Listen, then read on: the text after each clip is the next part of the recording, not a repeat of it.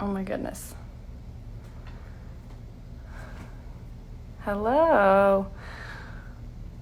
I have no idea how to do this.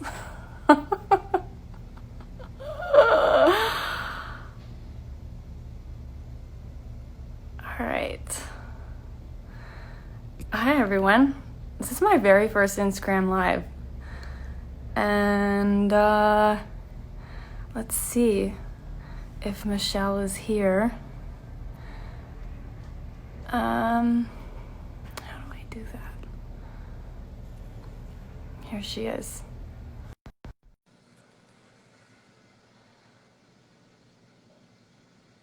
Waiting for Priv to Prague. Connecting. Hello. Hi, it's your first live ever? Yes. Wow, man. Heavy. Never done it. I've never done it. So that just shows you how much I've been looking forward to this. I appreciate that, girl. I really appreciate that. How are you? I'm wonderful. How are you? I'm good. I'm safe. I'm healthy. That's kind of all you could ask for right now. Exactly. Um, I'm Exactly. I'm so excited to be talking about this with you, to just have this conversation with you. I've been really looking forward to it ever since you reached out to me. Yeah. Not just because I really admire what you and Melissa have been doing for the last few years, but just this time and this climate right now, as many of these conversations as we can be having, as much as possible, we should be. And so thank you. Yeah, definitely. The conversation is what needs to happen. Yeah. The conversation is what is the exact thing that hasn't been happening in our country. I mean, I grew up with people that still say that their parents have literally taught them to not talk about race. Yeah. I was one of those people. I mean, Mm, it was, you don't talk about religion, politics, and I think race was kind of wrapped up in the politics of it all in my family, even though right. it had nothing to do with politics. I mean, people make it about politics, but yeah, I was in one of those families. Um, Interesting. So yeah, then how did you end up here? What happened in your life? Was there any kind of defining moment where you said, I yeah, have to talk about this? and it was recent. And I mean, also, I want people to know first. I want people to know your story as well, just to give my followers, if they don't know who you are, your background, and then I want to answer your question because I feel like I'll get long-winded. um, but for anyone that doesn't know Michelle and Melissa's page, From Privilege to Progress, I don't know if everyone remembers. It was in 2018, right? 2018. Um, there were two men that were arrested at a Starbucks for doing nothing. And I don't know if you want to tell your story, but Yeah, it's important for people who don't already know it to hear it. definitely. Let me adjust this. I'm visiting my man right now in Texas, and his cute little apartment, his lighting is like, um, so yeah, that was worse, right? Let me go back. I'm so professional sometimes. Um, so yeah, for anyone that doesn't know, I think a lot of people heard that story. We got Yeah, messages from Australia because everybody goes to Starbucks. yeah, So it's interesting now because I feel like now that was divine intervention. So just a little bit of background about myself. My great grandfather was an activist in Africa. So I'm first generation Ghanaian American. My great grandfather was one of the main liberators of Ghana from England.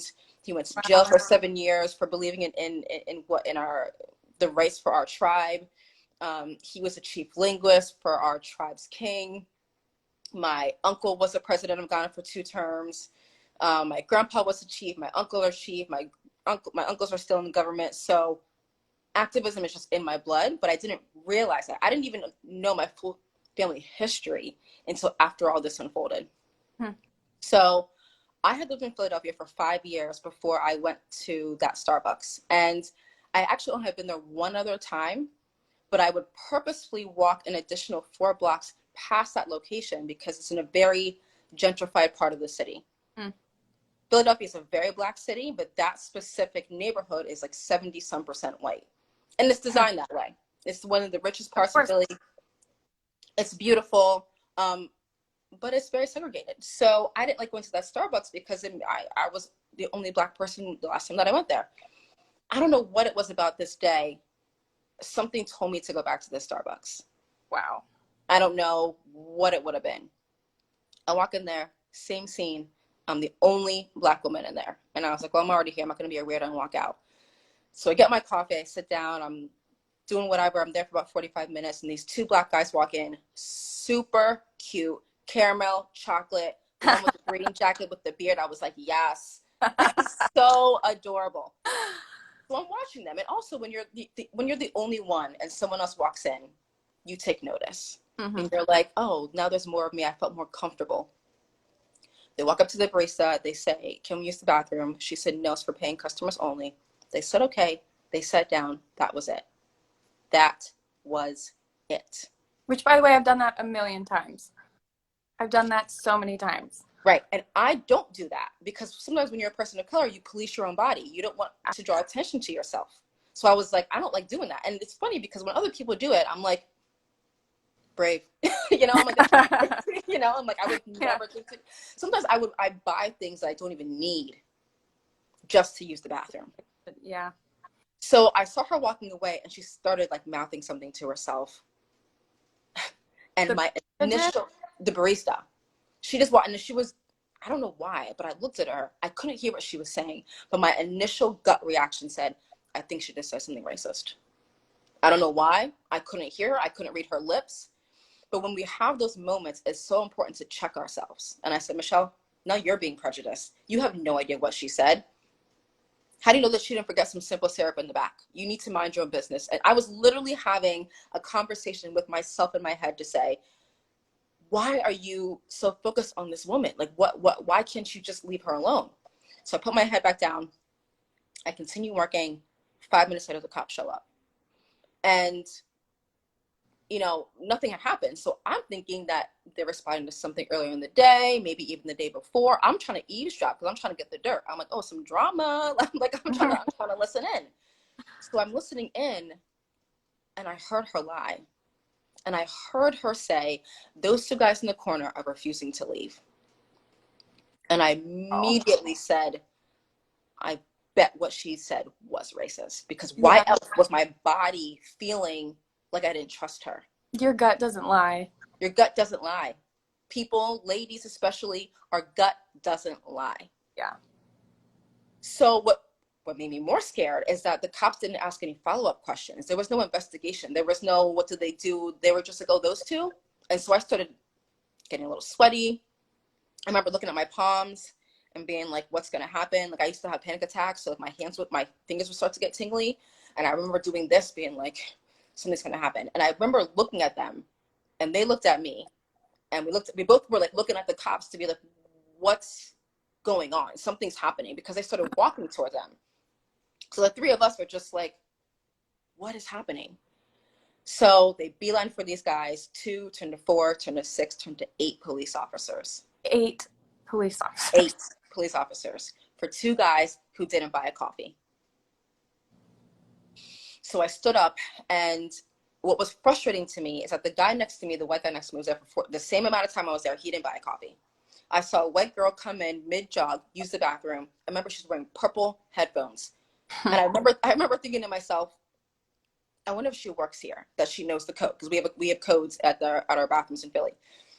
Because homeless people go in there. It's interesting that the homeless people don't get arrested as quickly as the Black people not buying coffee. But anyways, really good point. Right? And they have codes because they would do things in the bathroom that they weren't supposed to do. So I remember thinking to myself, maybe she works here. Maybe she's here so often that they just give her the code and she just knows it, so they just let her use the bathroom. I was so frustrated, and I remember thinking to myself, okay, I know I'm going to do something, but what am I going to do? Because it was clear to me no one else was paying attention. No one else was going to do anything, say anything, nothing. I remember actually a white guy sitting next to them who actually got up and walked to the other side of the Starbucks, and I was like, you motherfucker. I was like, what? Are you serious? As if it was like inconveniencing his day. Right. And sometimes I think about him randomly. Every time I tell the story, I think about him, and I wonder how he feels now. I Mhm. wonder what, if anything, if his life was changed in that moment. I hope it was, Yeah. because I know everyone there, their life was changed. So I got up the courage. I was actually physically sweating. Like my armpits were actually literally, I remember my armpits being like wet because I was terrified. I'm like, I'm about to go approach the cops who are arresting Black people for not buying a coffee, and I'm a Black person. Hmm. What's going to happen to me? But in that moment, I said to myself, these are my brothers. These are like, how do I know if the slave trade didn't happen, they wouldn't be my neighbors or my friends or my family in Africa? Like literally that's just how I feel. So I got up, I approached the cop, and I said, well, one of the 8. And I said, why are you doing this? And he told me to go ask the barista, which I thought was a very interesting response. Like, no accountability, responsibility to explain No, why I have to do this. Go ask the barista. Is that how this works? Is she your boss? Like, she just tells it's you what so to do? expensive for someone that you pay his paychecks. Right. Go You ask the pay barista. taxes that fund his paychecks. Yep. So I said, "Oh, okay," because that's not de-escalating the situation. You were telling me that it's okay for me to go and confront someone, which I did. So I said, "All right." I walked up to the barista and I said, "Why'd you call the cops?" Melissa, her chest and her face just immediately flushed red, like it was like fire. Wow. She goes, she kind of stuttered and she was like, "Oh, I really can't say," in a very fake damsel in distress type of voice, kind of like Amy Cooper. Remember when Amy Cooper called Yep. the same thing? Change that tone of voice, and you're putting on an act. You're putting on an act. So I was like, "Oh, I can say I watched the entire thing happen from beginning to end." Mm. And I said, "Did you feel like your life was in danger?" And she ignored me and she walked down the Starbucks aisle. So I followed her and I asked her, I was like, "Did you feel like you were being threatened?" And she completely ignored me. She wouldn't even look at me. So I took a step back. I yelled at her. I said, "You're a fucking coward." Went back to my table. I'm packing up all my stuff. And all these white women staring at me. And I remember one of the girls I'm friends with now, Jody. I remember her lips started quivering, and I was like, "Oh my god, if she cries, I'm gonna cry." I looked to my right, and this white girl was like looking at me, kind of like, "Okay, well, what are we gonna do now?" So I'm packing up all my stuff, and she starts packing up her stuff too. Like, yeah, like I'm gonna leave too. And the only other person that day in the Starbucks to address the Starbucks was my partner, Melissa. Hmm. The only other person. She stood up. We made eye contact from across the Starbucks. And she says something along the lines of, "I was just here. I come here. I sit here for hours. I don't buy a coffee. No one ever asks me to leave, and you know why." So we basically staged a walkout. And I remember I asked the cops again, "Do you realize that you're arresting 2 dudes for not buying a coffee?" And one of them was like, "Well, we weren't being disrespectful, were we?" And I said, "You're arresting 2 dudes for not buying a coffee." And they turned their backs to me. They literally turned around and put their backs to me. And I was like, I'm losing my mind. But you Like, weren't, you weren't though. right. Watch them be handcuffed behind their back, escorted into a cop car. I remember like doing one of these at them because I couldn't get them out, but I was like, "I see you. Yeah. I don't know what to do." They were taken to the police station. They were there for like 12 hours. And it went viral. And I didn't have Twitter or Facebook at the time. But people were like texting me and calling me, "Hey, Michelle, the thing that you told me about is blowing up." Right, Um, and you can hear your voice in the video. right, right. And I didn't know. I mean, when they were censoring Melissa, so all the media was like hounding Melissa, hounding her, trying to get her interviews. And I saw it happening and I wasn't going to say anything. But to be honest, I was like, typical. They're Uh-huh. censoring the white person when I knew no one would have known what was going on had I not said anything. So fortunately, she tracked me down. So she literally stalked me. She found me somehow, tracked me down, and she was like, we need to meet. Everyone's approaching me. You're the one that said something. This is just ridiculous." We met up the next Monday. We were like, what are we going to do? Now that the world is paying attention to what racism actually can look like today, what are we going to do about it?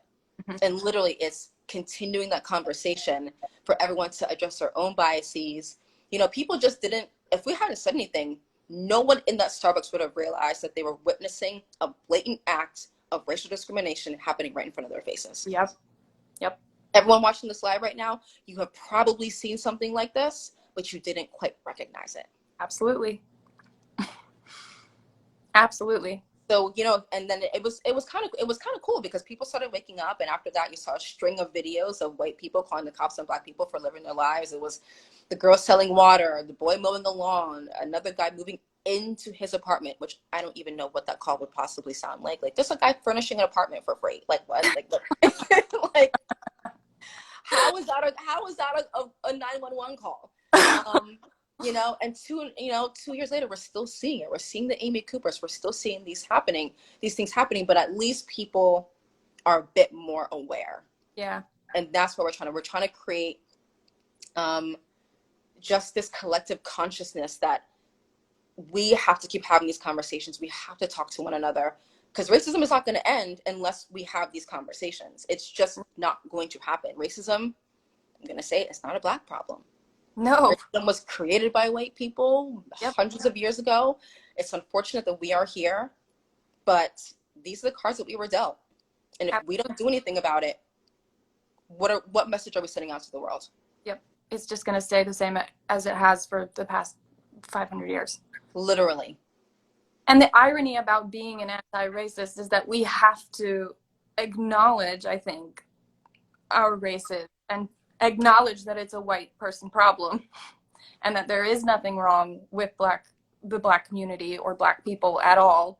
It is something everyone has to look inside themselves as a white person to amend, to change. And that, you know, it's that shame and that guilt, and again, the very strategic, I mean, let's be honest, racism is smart. Yeah. It is. And it's adaptable. Very. It is really like scarily malignant. Yes, it is very, very easy. It is, I mean, race isn't even real. No. It's not even real. Like, do you think a zebra looks at another zebra and they're like, yeah, man, that zebra, I don't know, he's got too many stripes. I don't know about him. No.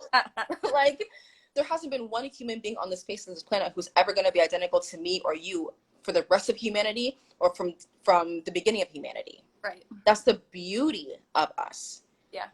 But when you can, I mean, like, literally, it was created for control and for wealth, and it's the oldest trick in the book. It's divide and conquer. Divide and conquer. It's created for self-interest and power. That's it. And we're just trying to get people to understand that we all have biases. Listen, when I see a white guy walking down the street that's bald with tattoos, I get worried that he's in the KKK. Right. Yeah. I'm sorry, but I have to talk to myself and be like, Michelle, what's wrong with you? You don't know. Actually, I don't know if my friend's watching. My friend Nick, he literally fits that description, and he's like one of the coolest guys ever, and like only dates black girls. So it's like, you're like, you know, you realize that that's a bias that you have from the media portraying what a white supremacist looks like. Yeah. And you have to talk to yourself and have those really tough but radically honest conversations and say, where does this thought come from? Why do I believe this? Why is this happening? Because it's not natural for us. It's not like, I mean, when I'm watching a white person experience white fragility, I'm like, that's also trauma. Like look at your reaction, your physical reaction. I mean, you're uncomfortable right now. Mm-hmm. That's not normal. No, none of we shouldn't. Yeah, you know, and other people from other countries look at us and they're like, what's going on over there? Because we're very uniquely racist. We're very uniquely, well, South America to South America, Central America, but America, you know, North America, we're not ready to give it up. We're not ready to give up the profiting off of black bodies, which is why they tell you don't talk about race. What do you mean don't talk about race? Because what's been going on since 1619 is the same thing that's going on now. It just looks different. My boyfriend says it's they've innovated it. They've innovated racism. Absolutely. It so redefines itself every time it has to. When like one step of progress has been made, maybe in the right direction towards anti-racism, someone has to come in and save what they're trying to maintain. Exactly. I mean, your story is so. I watched the video when it happened, and also, my mom was a barista. Yeah. Single mom, and I cannot. First of all, my mom never would have done anything like that, but it did hit home for me also because everyone drinks Starbucks. Everyone goes to Starbucks, and I remember back then being so upset by it. And also knowing back then too that whatever sensitivity training Starbucks did, how long did they shut down for? A That day. a day. One day. I knew back then that's not going to do anything. Nope. And it didn't. Did you see what they did recently? Yes.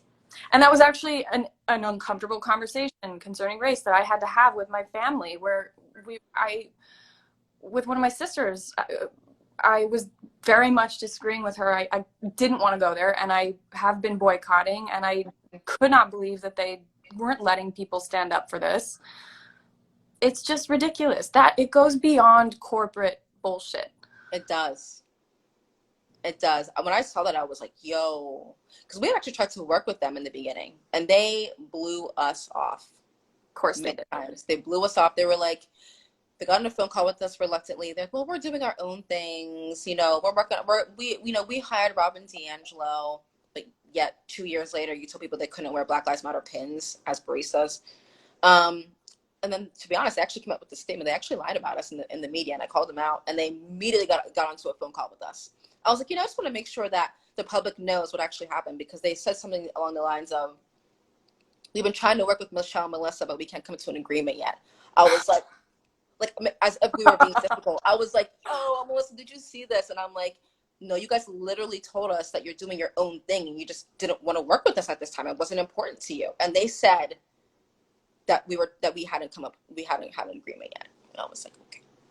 So I knew that the whole closing down stores was just a PR stunt. I mean, clearly, why wouldn't you want to work with the two girls that, I mean, I didn't have any ill will towards them. It wasn't you, it was a barista. Like, she was not the CEO. I understand that. Like, Mm-hmm. so at the beginning, I wasn't necessarily upset with Starbucks. So I just assumed you would want to work with us.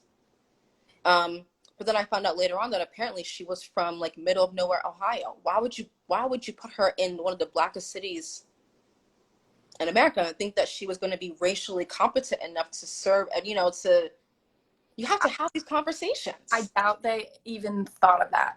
Exactly. I doubt they even thought.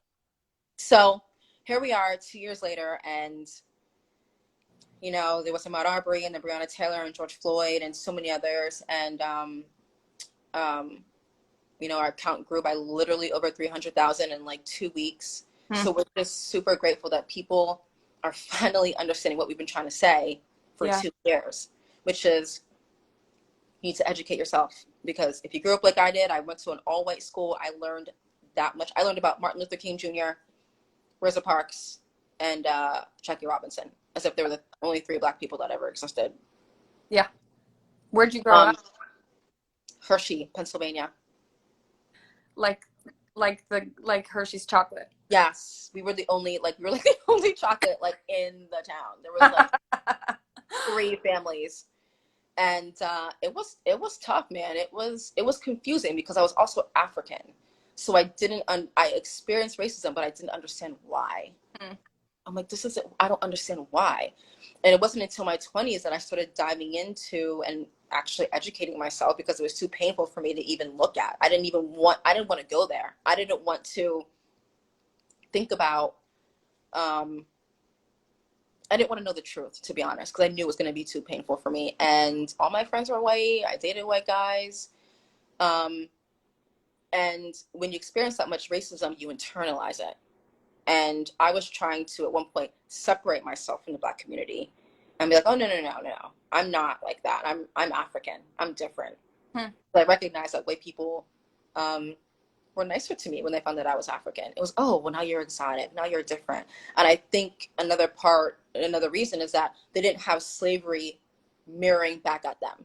They felt more comfortable with me because they didn't have any guilt. They could look at me and talk to me, zero guilt. Shame involved. Exactly. And when I realized that worked, I just went with that. And it was a really shameful time in my life, a few years. And I wouldn't have been able to admit this to you 5 years ago, because I was still dealing with that. I still had a lot of shame around the fact that I was trying to separate myself from being Black American. And, but I was born in America and I'm Black. So I'm a Black American. Yeah. Some people don't know that I am African. You would never know that. And I need white people to realize that, when someone tells me I don't have any biases, I'm like, you're lying, homie. I grew up with you. And if I can have biases against Black Americans, what? You know how confusing that is? Like, I'm like, yo, Michelle, that was a racist thought about Black. Where is that coming from? But when you grow up in that area and you're being told you're an Oreo, you're not really like them, you're like white on the outside, you're white on the inside, you're like, oh, well, it must be true. There must be something different. And I didn't have enough education to know differently until I had my own racist interaction with a police officer when I was 23. They literally thought that I was a thieving sex worker. Literally walked into a club, 5 police officers in bulletproof vests with crime unit on their vests. I'm skinny. I'm like 117 pounds right now. Back then, I was like 112. So they're walking in, and I'm like, what's going on? They asked me to come outside, and I go outside with them, and they're literally, one dude in particular is treating me like I am this woman. I was livid, but I was terrified. I literally started peeing myself. Oh my God. I remember trying to hold it because I was like, what's going to happen to me? Am I going to go to jail? I don't understand what's happening. I was like, I work at Calvin Klein and Nationwide Insurance. Like, I don't know. And what, they just like plucked you out of Yes. the club? Yes. And it was so, and I remember saying to the cop, I said, you can't treat me like this. This isn't okay. And I remember he walked back, got in my face, and goes, this is your fault. And I said, and that's when it clicked for me. I said, my fault for being Black, for fitting the description. A white female police officer actually grabbed me, and she like pulled me to the side, and she told me to go report him the next day because she's seen him be racist before. And I was super grateful, and I went and I did it, and I went to the police station, and I was like 23, went to the police station, and I reported him. They're like, oh yeah, we've had complaints about him before. I'm like, oh, so then why is the lead officer in an investigation when the suspect is Black? Yeah. If you know. And then later on in the years, I thought to myself, why did she do anything in the moment? Why did she pull me aside and almost whisper that to me? Why wouldn't she have stopped him in the middle of his clearly racist act? Yeah. And do something. It would have been much more effective if she had. But even then, she probably would have been punished. She would have been. I have a couple of friends who are police officers right now, and they say trying to fight racism in the police force is very lonely, and it's actually scary because you do face retaliation. You could be put on death duty. You don't know what's going to happen to you if you're a cop and speak out against, because there's so much racism in the force that it's almost part of who they are. Absolutely. Which is why she had to pull me aside and say it quietly. Jesus. So they didn't arrest you. She kind of dissolved. No. Well, they realized I wasn't her. I was like, what are you talking about? Like, and the kid was, the guy was there. Apparently, so the situation was this white kid, he like took home this Black sex worker, and when he woke up, all his money was gone. And before the cops showed up, he actually got right up to my face. I remember thinking to myself, I was like, what are you doing? He thought I was her. I'm like, how do you sleep with a woman and not know that I'm not her? Like, I'm what? sorry, I'm laughing. Yes. He thought I was her. Wow. I was like, dude, you fugly. I would never. What are you talking about? What? I'm not her. Yeah, he thought I was her. They all just thought I was her. And the cops just believed him. Of course they did. I'm so glad. I mean, I feel like you were lucky that you realized you weren't her. I was incredibly lucky. Damn, I'm sorry you went through that. It's all right. I can laugh about it now, but at the time I was like, and you know what? And again, another situation where no one around me said anything. Mm-hmm. Like white people, like we got like, I mean, look at what's happening right now. We just had the largest civil rights movement in history. Yep. And that's because white people got off the couch and came out in the streets with us. Woke up. They woke up. And everyone's been using the word woke for years now, but I don't know if it was truly an awakening until this moment. Beautiful. Absolutely. To me, like I had chills. I cried throughout, watching protests. because this is what solidarity means. This is what it is. Yeah. This is us demanding justice and demanding peace. And um, you know, the police brutality that you were seeing against a lot of these protesters, I hope people understand and realize that that's how much they want to protect their right to do whatever they want to us. Yeah. I don't think It's what people like think a last dying breath hanging on to something that everyone else is aware needs to be drastically changed. yeah, I don't think that way people were anticipating being tear gassed when you're not doing anything, being tear Oh, gassed when you don't have any weapon. That's just like a little itty bitty snippet of what the Black experience has been like. You do nothing and you are attacked.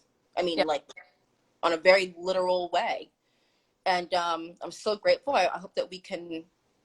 I felt a little bit of. It feels like there's a little bit of slowness happening. Like it's quieting down a little teeny bit, but our count is still growing. So I'm grateful, and I'm hoping that people are continuing to do their work and educating themselves and looking inward. And you know, I'm seeing a lot of people wanting to quickly jump to do things. They want to jump and create a page or a website, and I'm like, nah, you just need to relax. You And need to educate yourself first. Yeah. you That's know, where I'm at now. I mean, I feel like I was almost even I've been nervous about this conversation too because I feel like I'm so new to this in my education and to even learn like I feel like I don't even have the right to call myself an anti-racist yet. But you're an anti-racist. I mean, but then I've come to the realization that every it's every decision. It's second by second that you are making these decisions and you're weighing, you're looking in the mirror, even like you're saying, in every thought that you have, or if you check yourself and you recognize something that doesn't feel right, you can do one of two things, and you can be an anti-racist about it, and you can do nothing and thereby be a racist, or be overtly racist and just think that what you're saying is the truth. And that's been, I mean, my awakening sadly came late, and I was not willfully ignorant. It was not like I didn't know that this was going on. Mm-hmm. I grew up in Denver, Colorado, in a suburb, and very white, very white. I can count on one hand how many Black kids were in my high school. But then at the same time, I was not completely ignorant to things because my dad worked for the professional sports teams in Denver for the Nuggets and the Broncos. So I was at least exposed Mm-hmm. to Black people. Mm-hmm. And athletes, no matter how much money they make, are still victims of racism. Did you Uh, see it? Did you see any racism towards the athletes, I or did they don't talk know. about? I did because I was so young, but I'm sure my dad did. Yeah. He's a doctor for the teams, so he worked pretty closely with a lot of those guys. Um, and I'm sure my dad saw stuff I'm when they sure. were traveling, they were going to other cities when I don't know. Um, so I didn't. It wasn't like I just had a white lens over my eyes, Mm-hmm. but like you, my schooling did not really cover it. We read like Maya Angelou, and read Beloved, and we like my classic literature class. We at least had Black writers that we Mm-hmm. syllabus, but history, same as you. Martin Luther King, usually just Black History Month. Rosa Parks, Jackie Robinson, and then like a villainized version of Malcolm X. Mm. I Oh yeah, I thought it was. I thought it was bad. I thought it was so bad. I thought they painted him to be a terrorist in the history Yep. books. Yep. And it was very much like his methods and his movement, and we didn't watch any of his speeches Mm-mm. or Watching now, you're like, oh my gosh, he's so. To me, he was like an academic. oh Like yeah. I'm really, like, how? Yep. and his journey was so beautiful. How he realized what he realized and what he came to learn. Like I've since read his biography, and it's so moving. Mm-hmm. And then so I moved out of Colorado and I went to college in New York City, and that was like massive culture Yeah. shock. Like going from white suburbia, Yeah. the big city, and I loved it. Mm-hmm. I loved it so much. And I witnessed a lot Mm. on the subway. Yep.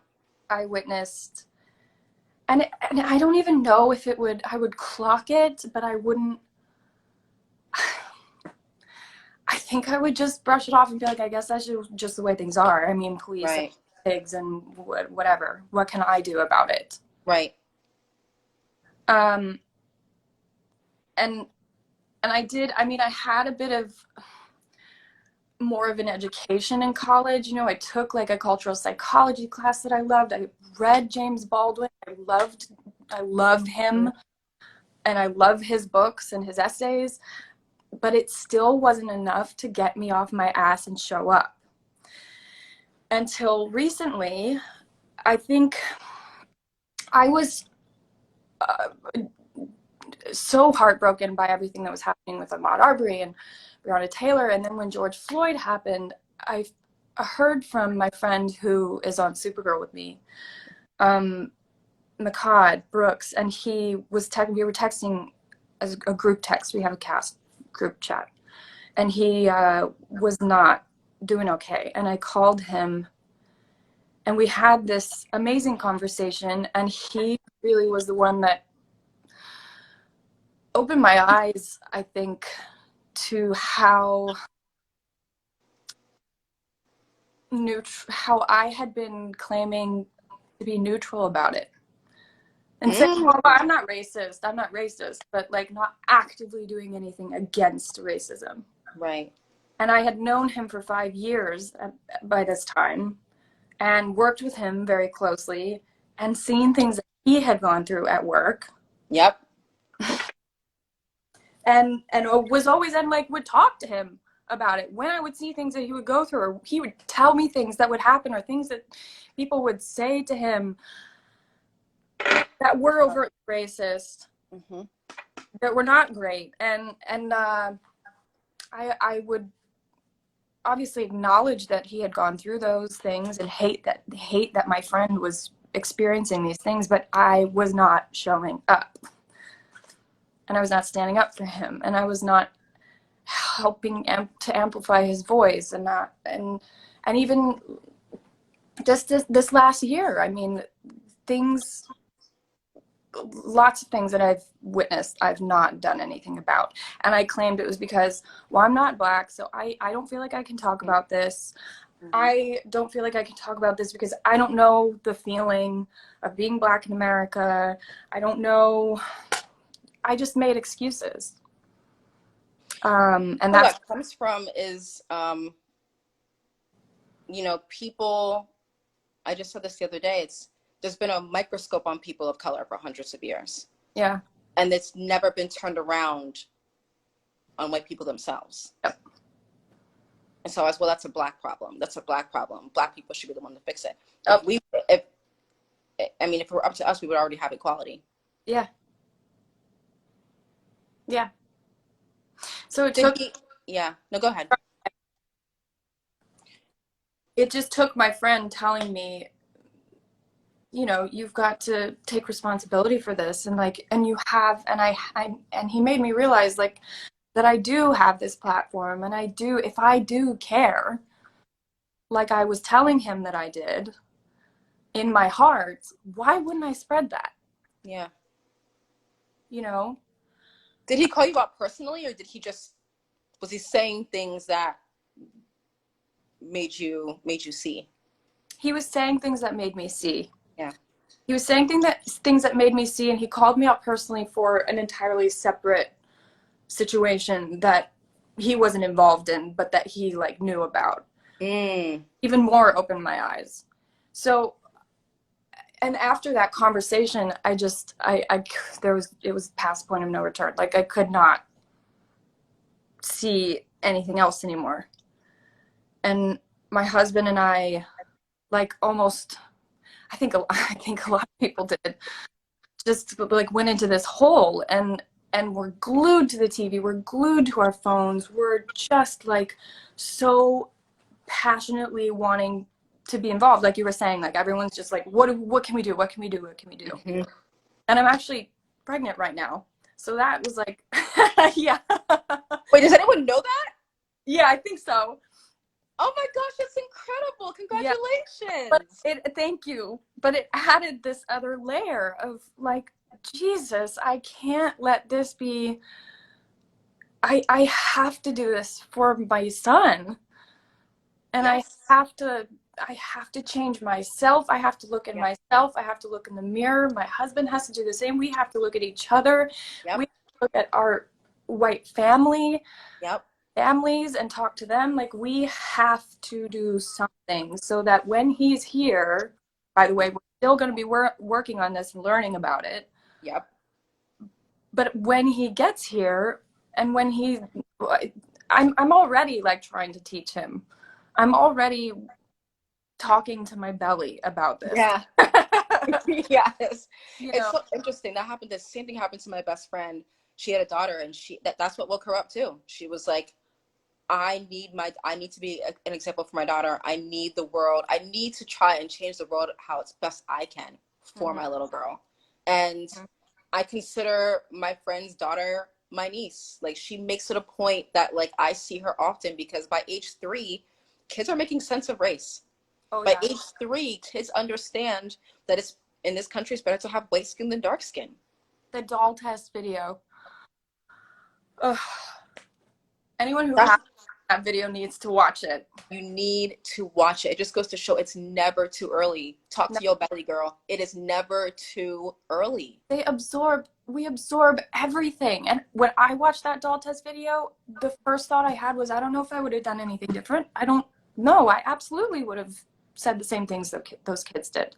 Yes, I have to have a talk with my niece, my cousin's daughter. We have to we have to talk to her about, you're a pretty brown girl. You're a pretty, because she has started saying things, and she's 3. She Yeah. started saying things like, I like my white dolls better. I don't like my black dolls. And we're like, where is that coming from? We're a family of Africans. You're mostly around African people, but she goes to an international school in Ghana, and a lot of her friends are mixed or white, because it's a kind of a but not high ends. What do you call it? It's what's the word for like elite? I don't know. I kind of like an elite school. So it's a lot of foreign people, a lot of Lebanese, a lot of Europeans, and she's there aren't too many dark skinned brown girls in the class like her. And so by already we're having to talk to her about loving your black skin at 3. 3. She wants the Elsa doll. She doesn't want the other. She doesn't want the brown dolls. Ugh. I, You know, what do you how do you it's it's heartbreaking, but as long as racism exists, we have work to do. yeah, yeah.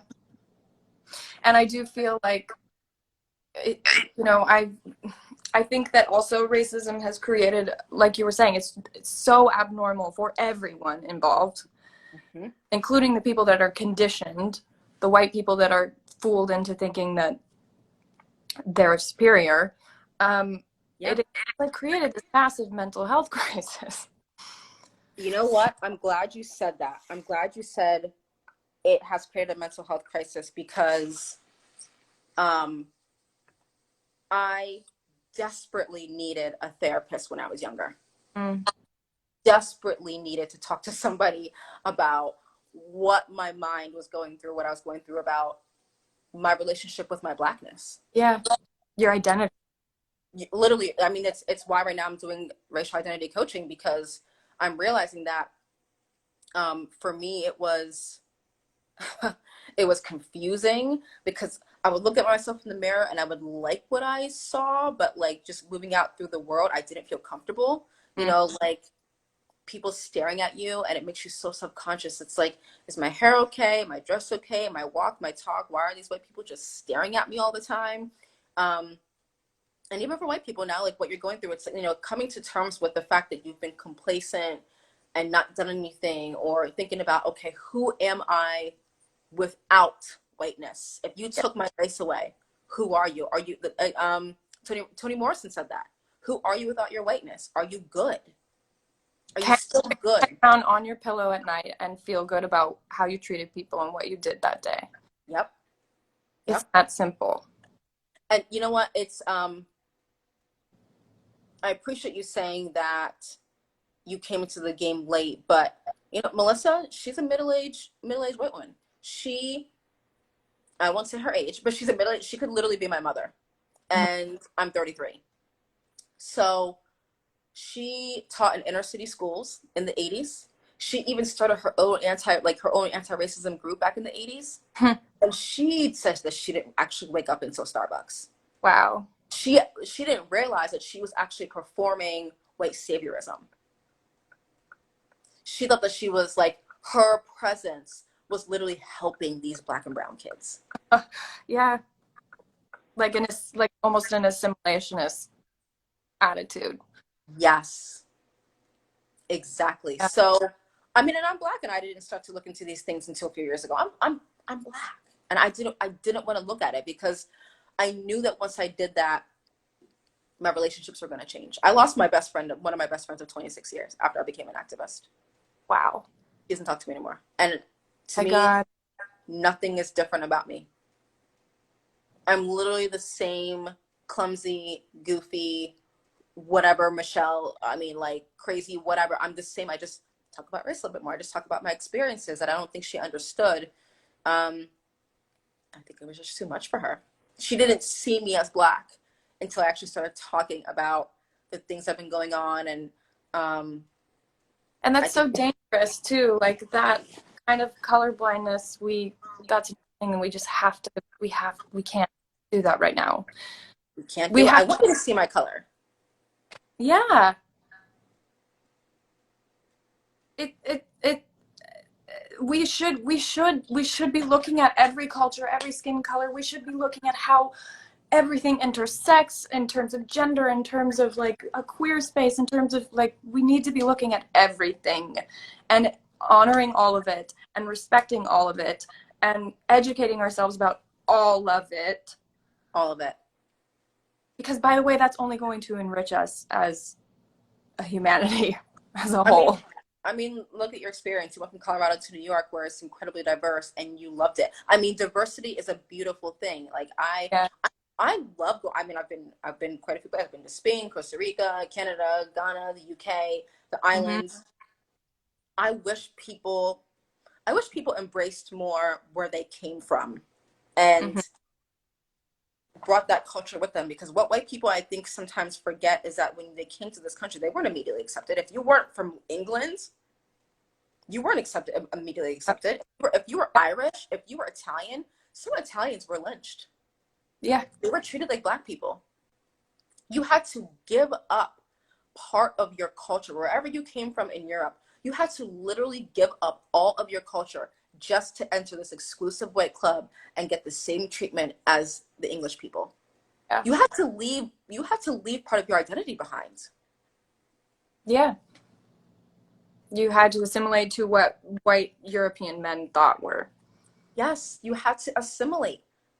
We unfortunately we can try our best to assimilate, but we can't do it because the skin color is that's the barrier. Mm-hmm. And so sometimes I wish that way people would do maybe do a little bit more research, like where are your ancestors from? Check that out. Like that's super cool. Mm-hmm. Please go learn that and learn what they ate so I can come over and eat your food because I like eating food from other places. Like, that's cool. And America always talks about being prideful of being this melting pot, but we've never actually accepted people from other places. No. Is we've never actually. It's like you can come from somewhere else as long as you assimilate. Yeah. And now, you know, Yeah. and now Because what we have white is body is what America has defined as the body of America. that is what they wanted. They almost wiped out an entire race culture of people. And then they brought over another race culture of people to literally build their wealth. Yeah. Like, I'm just gonna like this like you have to talk about it how it was. The founding fathers were literal white supremacists. Absolutely. They all owned slaves. Did you see that video of the guy in Costco not wanting to wear a mask and his shirt literally says it says something like in power since 1776. Yes. What? Like, and I guarantee you, if you said you're racist, he would be like, "What are you talking about?" Yeah. Oh, because that's all racism is. When you are a racist, all you're going to do is deny it. Totally. I would rather you just be like, "Yeah, I don't like black people." I'd be like, "Thank you for telling me that, so I can avoid you." Yeah, The absolutely. problem is they don't want to admit it, and that is what is so uh it's so scary, you know. Michelle, it's not the white guys that are bald with tattoos walking on the street. It's not them. No. It's the baristas. It's the white girl walking her dog. It's the guy in Costco with the weird Yep. shirt. You're not know what that shirt means. It's everyday normal looking people. Um, that's why we take an approach from an individual standpoint, because our systems are made up of individual people. Right. We're not trying to go for the very top. We're trying to get to individual people who make decisions every single day. I want to make sure that my doctor doesn't have some weird ass myth that black people can handle pain more, which is still a thing. That's still like, have you experienced that? I haven't, but my sister has. Oh my God. Um, my brother has. My brother is a nurse, and unfortunately for these nurses at the Hershey Med Center, they didn't know he was a nurse, and he knew for a fact that he was being straight up neglected. Like, he knew that. My brother pulled out his own IV and walked out of the hospital. Ah. He literally pulled it out and walked out because he was being straight up neglected. He was like, "I'm a nurse. I know what's going on here." I mean, that's been very much on my mind because also the statistics with pregnant black women that they're more likely, 3 times more likely to die in childbirth or from pregnancy related issues. Like, I can't even fathom. Oh, my boyfriend is. He's like, "If you get pregnant, I want you to have a baby at home because we I'm, don't." His yeah, his family has gone through some things. His mother has gone through some things that they do not trust the medical system here in this country. They tried to literally take out her uterus before she ever had her kids. He literally wouldn't exist. And then she went to a different hospital, and they were like, "We don't know why they told you you had to have an emergency hysterectomy. You don't have to do that." And she went on to have 3 healthy boys. And so, and they were African. They didn't really understand what's going on, but they had an inkling. They were like, "Something feels really off here." That's racism. yeah. Why are you trying to take someone's uterus? Like, what are you gonna do with it? Another Henrietta Lacks situation where you wanna, why do you want someone's uterus so bad? It's weird. There was we posted a story, actually it was probably close to 2 years ago, of this physician's assistant in Houston, Texas, who ended up getting fired. Somehow his text messages were exposed, and he was like one of the most saying the most racist things. He had anti-Semitic comments, he had anti-black comments, and he literally said, "That's just locker room talk. All my doctors, we all talk like that." You think someone like him that's taking care of black people and Jewish people or Hispanic people is going to be giving them the same care and treatment? Absolutely. Absolutely not. No. It's terrifying. You have no idea. You have no idea. I mean, I, it almost, like, honestly, sometimes it makes us, I think, be kind of unnecessarily overly nice to people because you don't know how they feel about you. And Hmm. sometimes it's just so shitty when you're like, "I think I'm being extra nice to this white person because I don't know if they're racist or not." I don't want to do that. Sometimes I just, like, like, I don't.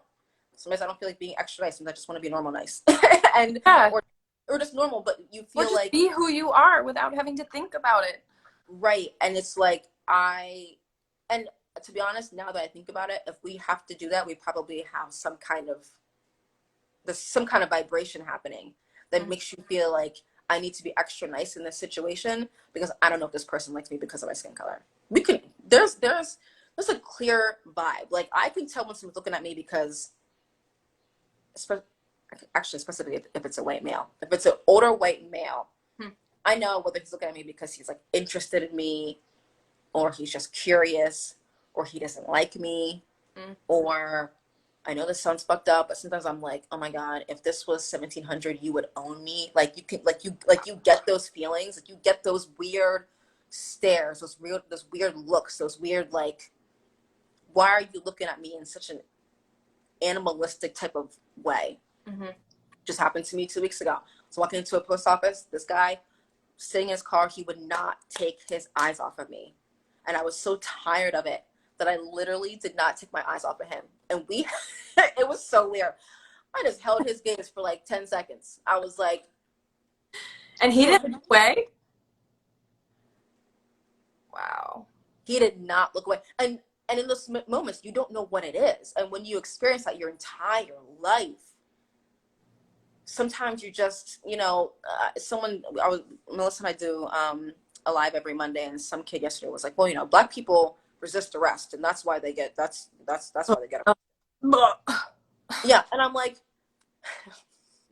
do you have any idea what it's like to constantly be targeted? Like, do you think that if you were getting arrested for something that you didn't do or something super minor and you knew that your rights were being infringed, do you think that you would just stand there and be like, all right, I guess take me to jail? Mm-hmm. No. And by the way, white people do, and they run away from the cops and nothing happens to them. Exactly. Actually, very good point. They actually do that. They do resist, and the cops are like, can you please calm down? Can you please get in cop cars and steal the cop car? And I've seen that. Where? Like, that's... A few weeks before George Floyd, we saw groups of white men with AK-47s or AR-15s storming Capitol buildings because they wanted to get their damn haircut. What happened to them? They had loaded guns. Yep. That's not a threat? That's not scary to you? I don't even remember police officers being in those buildings in Michigan. I don't remember seeing them in the footage. That's a good point. I don't know. This is the reality of America. It's two different Americas. It's anyone watching this, please watch 13th on Netflix if you have not done so yet. So have you seen it? So actually 15 minutes in, I had to pause it and I just sobbed. Yeah, it's hard. So much as 15 minutes in, I was like, I didn't learn about any of this I was like 27 until I watched it. Yeah. Maybe even later. And I was older. Actually, I think I was close to 30. And I remember being like, what? Yeah. How did I not know any of this? How did I not know that police used to be slave patrol and slave catchers? How did I not know that? Like, people need to understand that what we mean by racism is innovative is that back in the day, the police were protecting white wealth. They were protecting plantation owners. They were protecting their property. If their property ran away, they went and retrieved their property to bring them back to the plantation to work.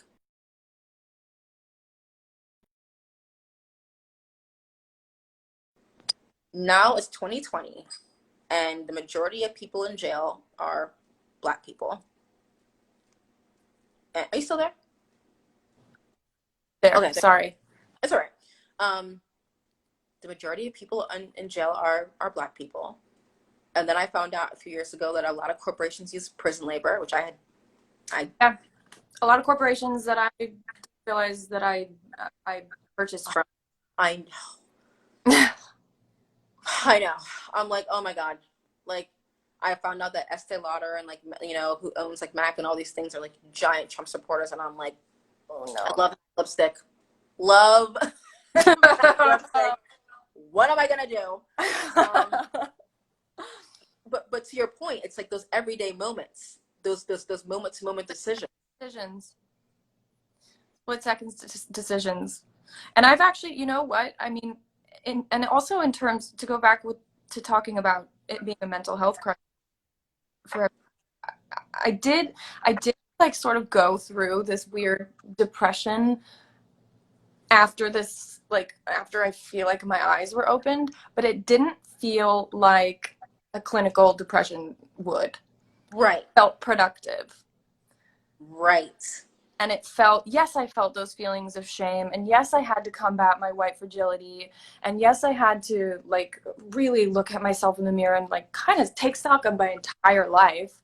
And every decision I've made up to now, and people I've hurt with my fragility, and talk to people I've hurt with my fragility, talk to my family and confront them. But all of that, almost, in a weird way, feels like self-care right now. Yes. Yeah, because it's personal development. Yeah, it's growth. It's growth. Who doesn't want to grow and be a better human being? Like, that's what I don't understand about denying. If someone calls you out as racist, I feel like white people are a lot of times just so offended because that's basically someone saying they don't like you. It's the worst thing to, I think it's like one of the worst things for a white person to be called. The worst thing for them to be called Yeah. is racist. But I instead, understand that. yeah, totally. But instead of getting defensive and immediately going to the attack and be like, no, I'm not racist. I'm a good person. You can be a good person and be a racist. Yes, you can. I have a lot of friends that growing up, when I think they were bad people, absolutely not. Were No. they racist? Yeah. Like when it came down to it, they would say some racist things, and I would be like, "Yo, that is incredibly racist." Like my friend that I'm no longer friends with, is she a bad person? Absolutely not. Does Mm-hmm. she have a lot of racial biases? 1,000%. The Mm-hmm. fact that we are no longer friends, all because I talk about racism, that's the epitome of fragility. You can't even talk about it. Yeah. You would rather, and it's been over 2 years. So where is the growth there? Why can't we talk? Like, and if you don't Why want to talk not? about race, right? Like having uncomfortable conversations, like learning how to have race, which is a very uncomfortable conversation for a lot of people. You learn how to do that. You learn how to have the conversations. That's just going to build your muscles for having uncomfortable conversations in other areas of your life. Mm-hmm. If you can't talk about this, what else are you purposely not talking about? What else are you trying to sweep under the rug and pretend isn't there? Yep. This is personal development Yes. at on a different level that we have not experienced before. No. I'm It's so happy you like brought a that up. redefinition, a complete redefinition of our consciousness right now Yes. as a country and a Yes. society. Yes. We have never had this reckoning, and actually it's us that are having the reckoning. It's the people that are having the reckoning. The people at the top are still not trying to have the reckoning. Like No. they're kind of getting there, but they're Even when they're acting like they are, yeah. Even when they're acting like they are, they're not. no. Like I saw them recently, the whole bunch of people did like they kneeled and they're wearing kente cloth, and the kente cloth is a very traditional Ghanaian That was cloth. Pelosi was wearing one. Yeah, I was like, get my cloth off your neck if you're not gonna, if you're not going to end qualified immunity and tear down private prisons and like if you're not gonna do these things, this is just performative. Exactly. That's what you call performative allyship. Yep. And What do you do? that's the other thing too that I think a lot of white people need to realize, and that I took even me a bit of time to realize too, is that doing the work, and I know everyone has seen that. I know everyone has seen you have to do the work. Yep. It it requires you. There is so much out there. So much information. Since enslaved Africans learned how to read and write, mind you, secretively, because they weren't allowed to learn how to read and write, they've been telling their story. Mm-hmm. They've been talking about their experiences. They've been talking about racism. Like, I think pretty much everybody loves reggae. There's so much talk about racism and injustice in reggae, and Oh I yeah. don't think people have any idea. No. No. Like, there's so much information, and sometimes every once in a while, I get frustrated. I've had a lot of people, like, I've had people come into my DMs and say things like, will you please record a video of the time you've experienced racism so I can put it on my page? And I'm like, no. Why? Girl, I don't know. And I'm like, there's so many stories out there. There's so many stories for you to choose from. And you're coming into a random Black person's DM and asking them to recall a traumatic experience for them, for you, for your Or page, your for your page. And who's going to get the credit for that? Not me. Not me. But again, it goes back to that eagerness. And I think it's also what you said about mental health and personal growth. That's where the hard work is. The hard work is actually looking within yourself. It's easy to look at someone, not easy, but it's easy to look at someone else's pain. Well, let me just go grab some terrible stories and make a page and whatever. That's not hard. No. It is much harder to look at yourself and say, where have I been complicit? Where have I messed up? Where do I need to do the work? Where can I grow? Making a page about that's not growth. How is that growth? I did my Well, senior you're not project. involving yourself. Exactly. I did my senior project in high school on the Holocaust. Mm, And I thought I was like a great person because I was talking about the suffering of Jewish people. But I realized that, like, after that, I didn't research anti Semitism. mm-hmm. I didn't learn about the ways that it was still happening today. I just did my project and thought that I was like, well, back then we didn't use the word woke, but I thought I was like a really great person that I did this. Mm. It didn't make me a good person. What did I do after that? Literally nothing. It was a one-time deal. Yeah. And this work is constant. It's constant. I mean, I've been researching a lot about racial identity development with white people and black people, and that's what I'm literally coaching people on right now. And you can go in and out of stages. You can be really far ahead one day and something happens to you and you get really fragile one day and take 5 steps back. Yeah. Just like anything else in life. Yep. All it takes is you saying something to someone and not clicking in your head. Oh, that Melissa, was. Melissa and I still Melissa says that sometimes she still has thoughts. I still have thoughts. Again, because I grew up with white people, I spent more of my life immersed in white culture than I did out of white culture. Yeah. I can't pretend like any of that is not still living within me. Of course not. Like, I used to be an assimilationist. I just finished reading Ibram Kendi's book, How to Be an Anti-Racist, Mm-hmm. in the middle of his stamps from the beginning right now, and he's so thorough. He's Oh so my God. thorough.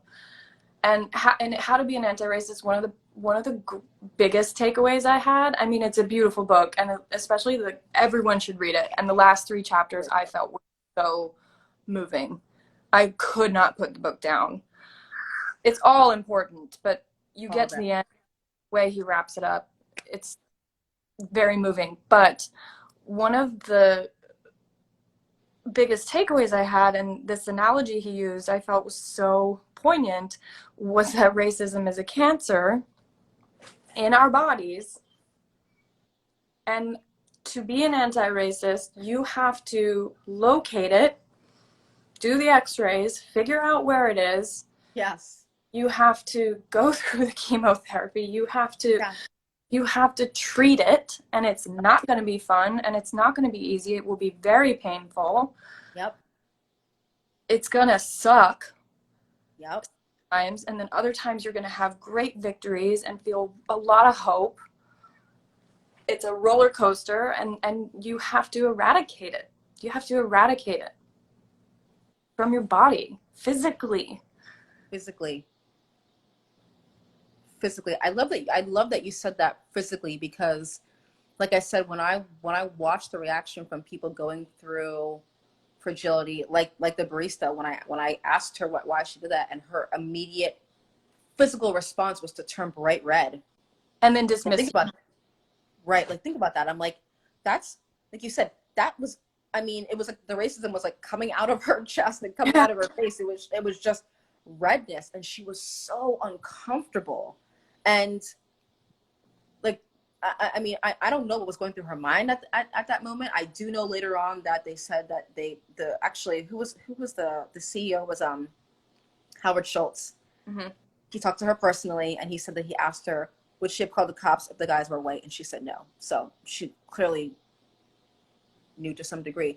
But look at what that did to her. Look at how racism how did it serve you? Yeah.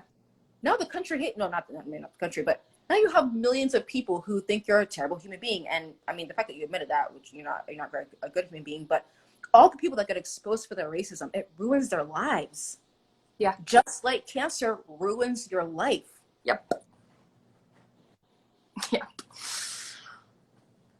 And Unless how can you you catch even it before it's stage 4. Like, we are at no. stage 4, and if we do not fix this, I am so scared of I'm just scared of what is to come. You know, they always say things are going to get worse before they get better. And I don't know how it could get much worse besides more violence, before more people, besides more people dying. And if we don't get a handle on this, I I mean, know. to be honest, I, I'm going to Ghana when the borders open. I feel that fear too. I feel that fear. And by the way, my friend who kind of ushered me into this awakening, he left. He's not He in did. right now. Yeah. He was like, I'm scared. He's like, who's to say it's not going to be me? And so he went. I don't want to say where. Well, actually, he's posting a lot about it. He's in Mexico, but Yeah. Right. It's true though. I mean, like when my brother had to call the cops recently. He said, my brother is a tall man. He's like almost 6 foot. He's like 220 pounds, but he's an absolute teddy bear. And he calls the cops and he says, I'm a black male that's calling. yeah, Yeah. He has to tell them first who he is. So when they show up, they're not confused about who is the person that needs to be handled or controlled. Like when he doesn't answer my text messages, I get so upset. When he doesn't answer my call, I get so mad at him. He's like, what do you mean I'm fine? I'm fine. I'm like, I don't know that you're fine. Mm-hmm. He's my favorite person on the planet. If anything happens to him, I'm so sorry. The world will end. Like, the world will end if anything happened to he's 30, but he's my baby brother. And, like, my man, where, as soon as the borders open, he's out. He's out, and doing this work, I think to myself, I think it would be easier for me to do this maybe if I wasn't also immersed in this energy that's racism. Like we were just grocery shopping the other day. He gets in the car and his mood's a little off, and he was like, "I just hate racists." I was like, "What just happened? What just happened?" And he was like, "You know the look." And for people that say, well, how do you know? Because we were just at a restaurant today, right before I got on this live. Everyone in there was white. No, there was one of the chefs was Asian, but everyone else was white.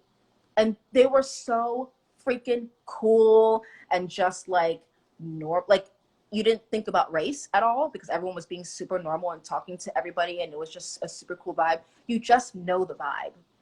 Like you can just feel it, like you just know. And I just hope that white people really do that work and understand that you have been manipulated and lied to.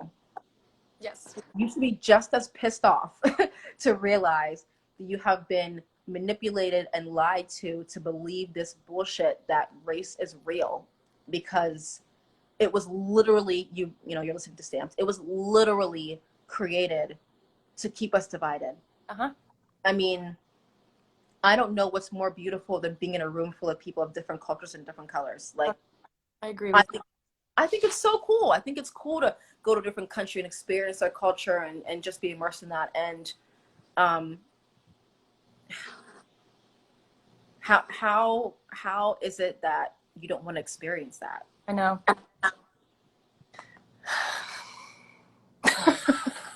I don't know. I don't understand that either. And also I think it's also important to realize that like you can strongly disagree with that man in the White House and what he stands for and his overt racism, while also strongly denying that you have it in yourself. And Yes. you're willing to really acknowledge that it's in you, and like we're talking about the look in the mirror, you're gonna miss out on that, on what you're talking about that is so beautiful, that the diversity and multiculturalism and appreciating different cuisines and where different people come from and their customs. And we have so much to learn from each other that is good. Yes. That we're missing out on when we are stuck in and behind in these like cages of being manipulated. Yes. Yeah, like they don't want us having this conversation right now. Mm-hmm. They don't want that. Like if this was back in the day, if this was 1700, we were having this conversation, they would make it a law that a black person and a white person Yep. no longer be on a live together. Because every step of the way, what people need to understand is that there were white people that tried to speak out against racism.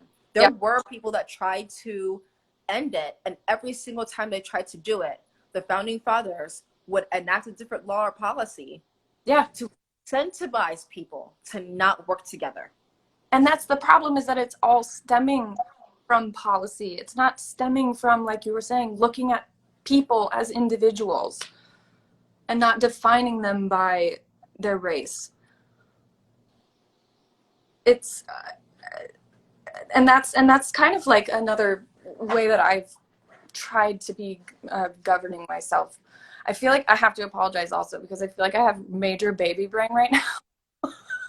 I I feel didn't realize that was a thing until like a bunch of my friends. I'd be like, "Yo, what is wrong with you?" I, Like, I, didn't, I, I'm did like, "Oh, not think that I was ever going to experience it, because usually I feel like I'm pretty on top of things and I'm like a super organized person, and then all of a sudden, like, I'll be in the middle of a sentence and then it's gone.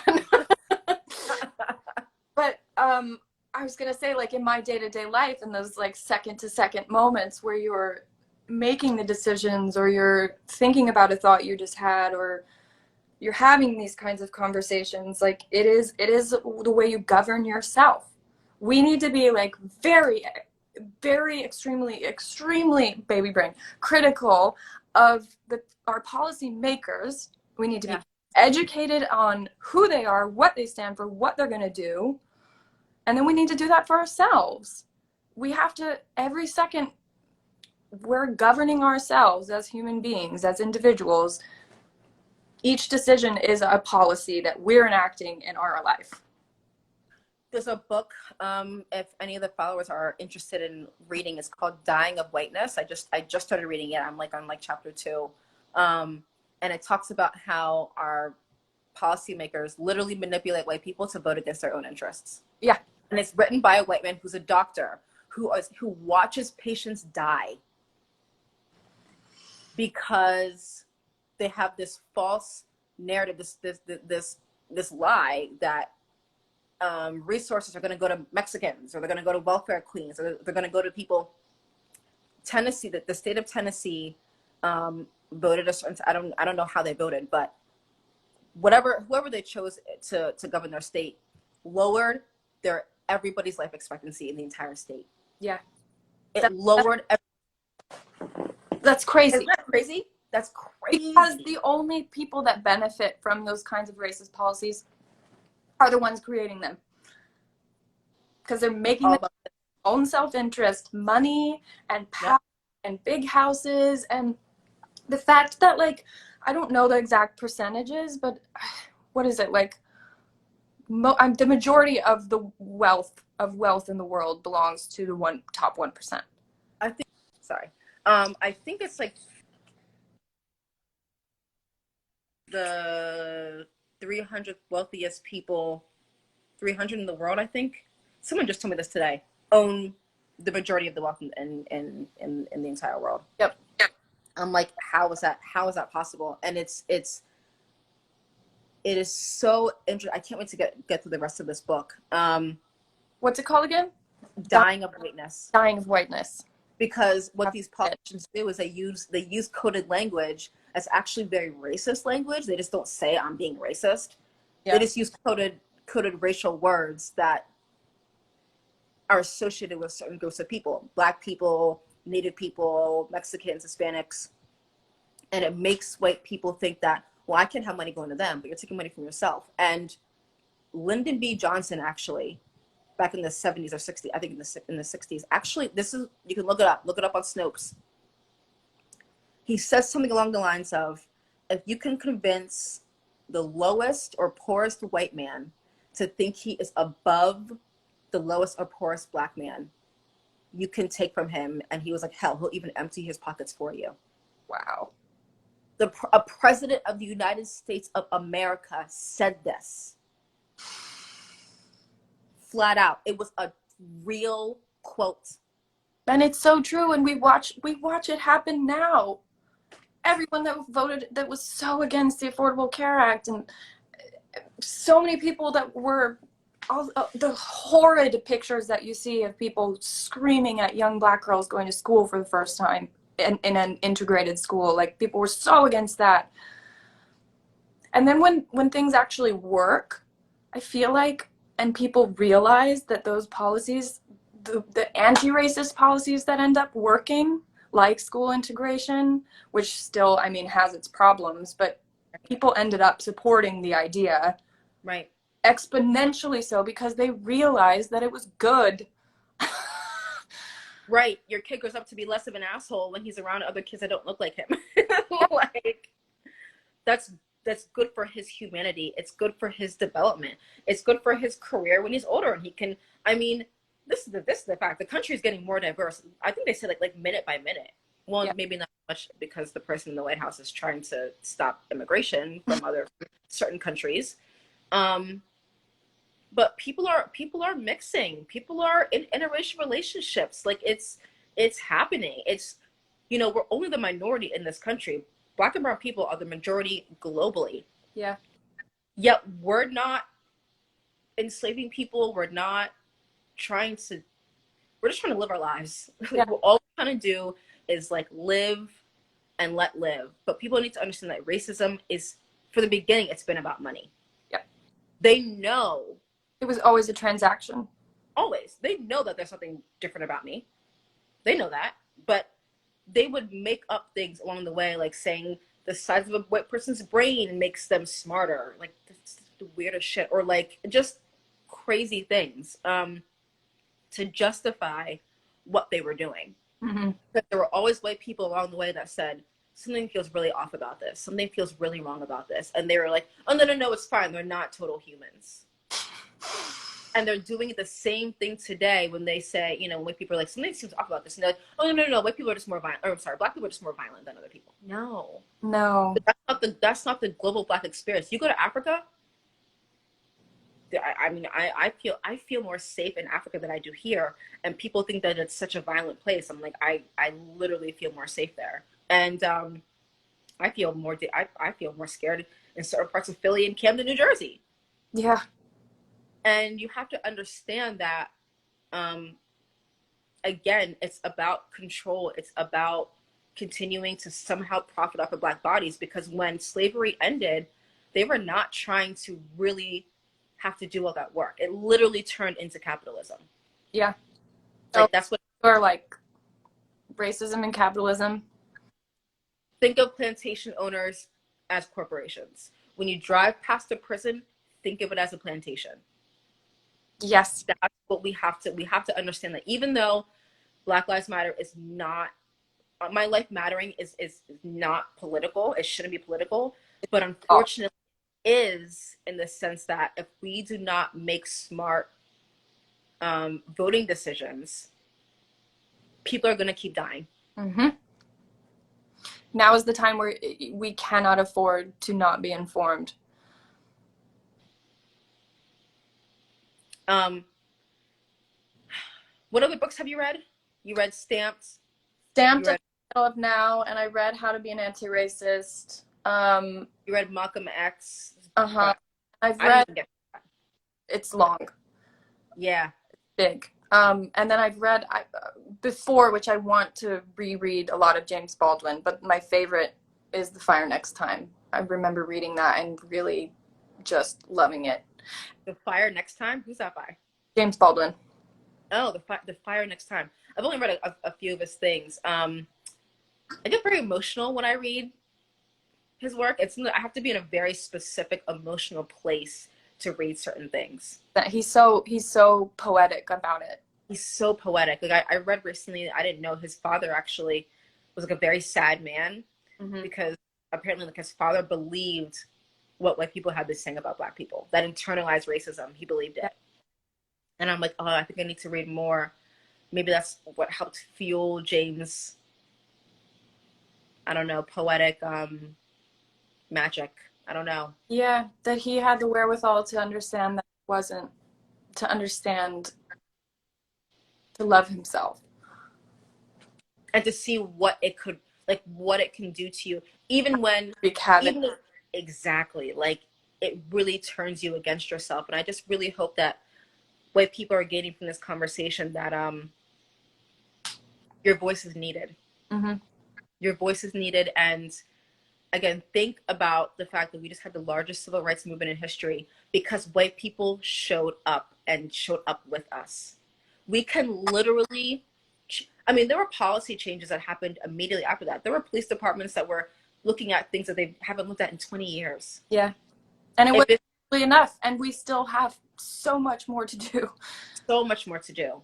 But the fact that you could potentially be part of a movement that can change the world Yeah. should be really exciting. Like Yeah, I want to change the world. so do I. So do I. And I think that is such a beautiful sentiment that you just said. And it's all, of course it's stressful and overwhelming to be alive in times like these, but at least you get to witness it. And at least you get to make the choice, like you just said, to be a part of it and to be a part of such a transformative time in history. Because we can't allow it to not be transformative. It has to be. Yeah. Let's try to envision a world that's like truly post-racial. Let's try to envision a world where let's try to actually like live out MLK's dream that you are judged by your character and not the color of your skin. But Yep. the only way to do that is to get uncomfortable and do that work and uncover your biases. Every single person, you have them. We live in a white supremacist world. It's where we are right now in the history of humanity, and we can turn it around. Yep. Absolutely. I believe we can. I'm scared like you are, but about how bad it will get. But I do think ultimately, I I I want to believe that justice wins and that the right things happen. I think I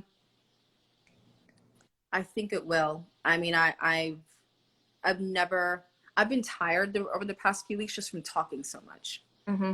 But I'm making up for, 33 years of not being really able to talk before. So, um I'm super grateful that people want to talk about the conversation, want to have the conversation in the first place. I mean, people that I've known for years are reaching out to me saying, "What books do you think that I should read?" And I'm like, "Really? You? Okay." Like, all right. Like I'm down. I don't mind being that person that someone comes to and says, like, you know, what should I read first? But just know that there's a million resources out there. Melissa and I post literally every single day. You guys have you do really well curating your. Thank you. It's a lot. We can easily be on social media for 4 hours a day, easily. Um, Actually, I took my timer off of all my social media accounts because I'm like, I'm just on it trying to scroll, trying to find things that will resonate with people and that people can digest and absorb and actually use and move forward. So we're with you, we're learning with you. I just started this journey myself a few years ago. So we are literally all in this together. And I want people to just keep up the momentum and rest when you need to, take care of yourself. You don't have to think about racism like necessarily every single day or do something every single day. Well, I mean, okay, you do, but do not overexert yourself because this is going to be a lifelong journey until it ends. Yep. Yep. And you have to be you got to be aware every second. Every second, be aware. When you see something, say something. And the more you educate yourself about systemic racism and what racism looks like today, the more you're going to be able to see it for what it is and call it out in the moment. But you can't call out something that you can't see. Or that you don't understand. Or you don't understand. So just keep educating yourself. Read White Fragility, read Me and White Supremacy, watch 13th. 1619 is a great podcast too. 1619. Listen to the Seen on Radio, Seeing White podcast series. That's incredible. I'm trying to think what else. Anything about James Baldwin. Read the Malcolm X autobiography. Read Letter from a Birmingham Jail from MLK. I mean, read Toni Morrison. Read Maya Angelou. Read just so many. There's so much you have to do is Google. Just get on Google. Get on the Googles. And let's just be in this together and, keep fighting and changing the world. And even if we don't live to see the end of this, which I don't know how that's going to play out, at least, you've done your part. Yep. and you try, and you can lay your head down at night and say, I tried to make humanity in our society better. Yep. Yeah. So, anyways, I could probably talk to you forever. Likewise. I looked up your birthday, and your birthday is October 4th, and mine's the 6th. So I Libra, love Libras. the The best. two guys that I dated before my boyfriend both had the same birthday with three days, and they were October 5th. And I'm like, I love myself. I love. I've actually never been with a Libra. Sorry, they're cool. Cancers are cool. My boyfriend has a Cancer. He's cool too. But I just find that I never believed in that stuff before, but I do now find like an energy. So this has been one of my favorite conversations, one of my favorite lives that I've done so far. So I just want to thank you for jumping on here with me. Thank you. Thank you so much. I feel very grateful, and I could have talked to you forever too. And thank you for excusing my baby brain. I do feel like I want to talk to you again once I've had this child. Yes. Not doggy. How many months along are you? I'm in the 3rd trimester, so like weeks away. So close. So close. Weeks away. Yeah. It's crazy. That's so exciting. Oh, I can't wait. I just can't wait to meet him and teach him how to be an anti-racist. Yes. Oh my God, that's so. Well, I tell everyone that I meet, and I tell them like, listen, I am everyone that I meet, like all my friends, I'm like, I am the black auntie. So I'm the black auntie to all the kids. I just bought my friend's daughter like sneakers the other day. I haven't even seen her for weeks, but I'm so excited for your little one. Thanks. I wish you all the best luck through that entire process. I think it's the most. Sometimes I watch birthing videos for some reason. I just like cry. I think the birthing process is the most beautiful thing on the planet. So Great for doing that. I can't bring I'm so scared to do that.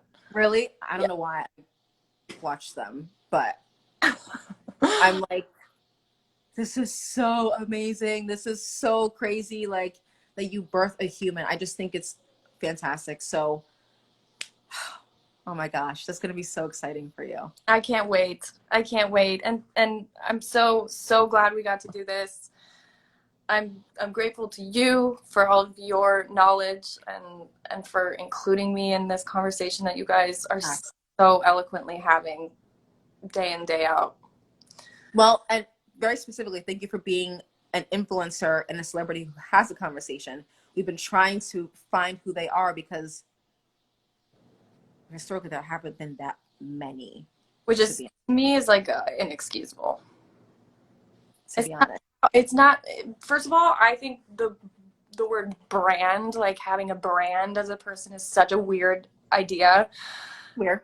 It's such a weird idea in the first place. And second of all, like how would being a part of this conversation ruin any kind of brand that you are? Right. Like, I mean, it's cool to see that they're on board now, but like we've been trying to find people to have conversations with that could like, use their platform and get the word out more. Haven't been so many. So thank you for being, to be honest, like one of the few. Wow, that's so surprising. Well, I'm with you, and I always will be, and thanks for bearing with me while I am still stumbling through this. Happily so though. Yeah. Well, reach out anytime you have any questions. Thank you. I will. Okay. Mwah. That was so great. I know. All right, girl. Have a beautiful evening with you and your husband and your baby boy. And you too. You too. Enjoy being. You said you're with your man in Texas? In Texas, yeah. Well, go get some love. I'm going to. It's his birthday tomorrow, so I will. All right. Love. I'll talk to you later. All right. Bye.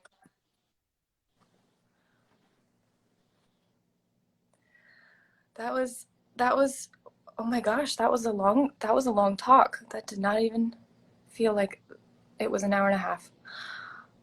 So I guess I did my first line. And that was a great conversation. she's fucking awesome. All right, bye guys.